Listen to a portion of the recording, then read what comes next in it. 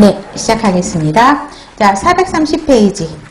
방향성에 의한 분류는 must로 갑니다. 그래서 상의하다, 상사의 의견을 아랫사람에게 전달한다라는 거죠. 그래서 하향적 의사소통을 이야기를 하는 거고요. 그 다음에 하의상달, 아랫사람에게 의견을 윗사람에게 전달한다. 그래서 밑에서 위로 올라가는 상향적 의사소통, 그 다음에 수평적 의사소통, 그 다음에 대각적 의사소통들이 4개로 나누어지게 됩니다. 자, 그러면, 자, 뭐, 기업은 많이 나오지는 않고요. 그 다음에 그러니까 예를 들어 하향적 의사소통의 예. 그래서 1번의 디귿번, 2번의 니은번, 3번의 디귿번, 4번의 니은. 이게 시험 문제예요.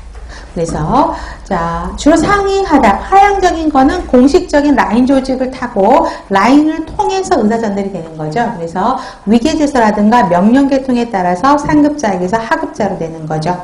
명령을 내는 사람이 명확하죠. 명령 통일이에요. 그래서 이 명령 이론화와 명확한 책임 소재예요. 명령을 내린 사람이 책임을 지는 거죠. 확보 목적으로 사용되는 의사소통입니다. 그래서 라인 조직 동그라미에서 이루어지는 것이죠. 그래서 하향적 의사소통을 지시하는 거, 정책 제시, 성과 피드백, 메모, 간행물, 안내서, 정보, 편남. 편남은 보기 편하도록 내용을 간추린 걸 편남이라고 하거든요. 직무기술서, 게시판, 구내방송, 소식지 이러한 것들이 이제 하향적 의사소통의 대표적인 예. 그래서 지금까지는 그 예들이 시험 문제에 나왔었어요. 다음 중 하향적 의사소통에 속하지 않는 거, 뭐 이렇게. 자, 그 다음에 개선 방안을 보세요. 자, 상사가 아랫사람에게 라인 조직, 위계질서에 따라서 제시를 하고 의사소통을 하는 거잖아요. 그래서 문제점이 좀 나올 수 있어요. 그렇기 때문에 개선 방안은 뭐냐면, 자, 일방적으로 상사 명령에 의해서 일을 하게 되면 아랫사람이 그 일을 왜 시작하는지 잘 몰라요. 그렇기 때문에 그 담당자가, 그러니까 아랫사람이 담당할 직무를 어떤 직무를 해야 되는지 충분히 정보 제공을 해야 되고요. 직무에 대한 기대를 명확하게 제시해 줘야 되죠. 그 다음에 이 일을 왜 하는지, 너 이거 해? 이러면 반발을 살 수밖에 없어요. 그래서 이 일을 왜 해야 되는지 설명시켜줘야 되고요.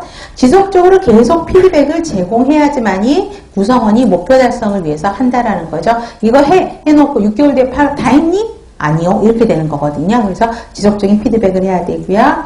커뮤니케이션은 경로를 다양화한다라는 건 뭐냐면 명령 일원하기 때문에 굉장히 아랫사람이 그 지시를 받는 걸 부담스러워할 수 있어요. 그렇기 때문에 의사소통 채널을 다양화해서 이야기를 해야 되고요. 그 다음에 중요한 건 어때요? 반복해서 이야기를 해야 되겠죠. 이거는 꼭 명심해 기억하고 있니? 뭐 이렇게 반복 전달하고 공식적인 경로를 통해서 직접 전달을 하는 게 효과적이죠. 그 다음 개선 방안도 여러분 시험 문제 제법 나올 겁니다. 그 다음에 하의상달, 밑에서 위로 올라가는 것이죠. 그래서 아랫사람으로부터 의견이 상급자에게 흘러간다는 건 아실 거고요. 하급자의 자발적인 의사전달, 하급자가 선생님 저 잠깐 시간만 내주실래요? 뭐 이렇게 하는 거. 그 다음에 일선 경험을 통한 아이디어 창출이 목적입니다. 자, 니은은 must로 갑니다. 그래서 면접, 제한제도, 상향적 보고, 여론조사, 인사상담, 결제보고, 문의, 고충처리. 옴부즈맨은 어떤 기관에 불만이 있는 것들을 어떤 한 사람이 그걸 처리하는 게 옴부즈맨이죠. 자, 그 다음에 면담은 아까 면담 하면 써보셔도 되겠고요. 그 다음에 직장 여론조사. 이 두 가지 쓰세요. 면담하고 직장 여론조사. 이러한 것들이 이제 상향적 의사소통입니다. 자, 밑에서 아랫사람, 여러분들이 수간호사한테 이제 의사소통을 하는 거죠. 개선 방안이요. 자, 일상적인 거나 이런 거는 규범을 통해서 그대로 진행하시면 돼요. 그러나 중요한 거, 아주 예외적인 거나 특별히 중요한 것은 간추려서 보고를 해야 되겠죠. 안 그러면 말이 너무 보고하는데 시간이 너무 많이 걸리죠. 간추린다. 그 다음에 잘 간추려서 핵심만을 전달하거나 전달에 드는 소요 시간을 최소화하셔야 되겠죠. 그 다음에 정보 양이 내가 보고해야 되는 너무 양이 많아. 그럴 때는 우선순위, 중요도에 따라서 우선순위를 정해서 보고하셔야 되겠고요. 그 다음에 조직 분위기 개방하고 자유스럽게 해야 되고요. 그 다음에 오타가 있습니다. 여과 효과입니다. 자, 간추려서 해야 되죠. 그래서 간추리다 보다 보니까 메시지 왜곡 가능성이 있게 됩니다. 여과입니다. 자, 여과 효과로 인해 왜곡할 수 있다는 거. 내가 간추리다 보면 나한테는 별로 중요하지 않은 것처럼 느끼는 상사한테는 중요한 것일 수도 있잖아요. 그래서 왜곡 가능성이 있기 때문에 자신에게 유리하게 정보를 왜곡하면 안 된다고요.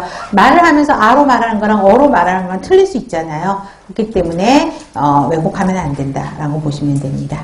횡척은요. 중요한 거는 같은 직위에 있는 사람들끼리 하는 거예요. 그러니까 부장은 부장끼리, 차장은 차장끼리, 수간호사는 수간끼리 하는 의사소통입니다.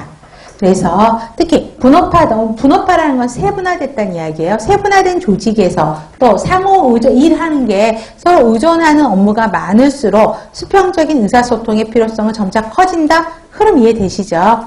자, 그래서 세 번째 거 별표, 다른 업무 단위와의 사전협도 제도, 회의, 위원회 제도, 회람. 회람은 어떤 문서를 만들어 놓고 여러 사람이 볼 수 있도록 돌려서 보는 거 있잖아요. 그게 회람이거든요. 그래서 이러한 것들이 수평적인 거에 들어갑니다.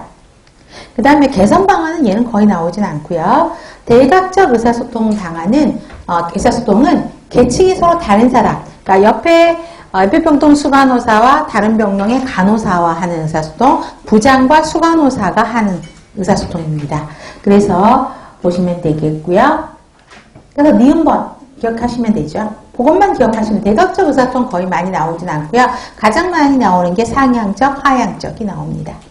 그 다음에 의사소통 매체 종류의 방법에서는 자, 언어적 의사소통에서 말로 하는 거랑 문서로 하는 것이죠. 자, 말로 하는 거는 이제 얼굴 보고 직접 얼굴 보고 하는 거잖아요. 그래서 얼굴 보고 하는 대화, 연설, 전화 통화 말로